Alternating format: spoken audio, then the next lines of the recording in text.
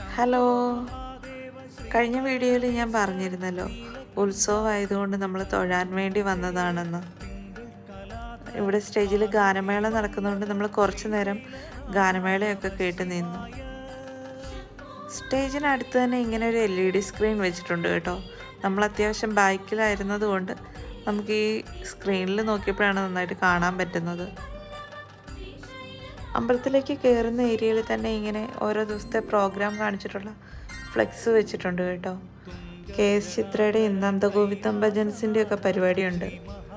നന്ദഗോവിന്ദം ഭജൻസിൻ്റെ പരിപാടി 28-ാം തീയതി രാത്രിയാണെന്നാണ് എനിക്ക് തോന്നുന്നത്.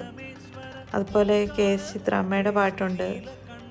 അതെല്ലാം ഇവിടെ ഇങ്ങനെ ഈ ബോർഡിൽ കാണാം കേട്ടോ നമുക്ക്.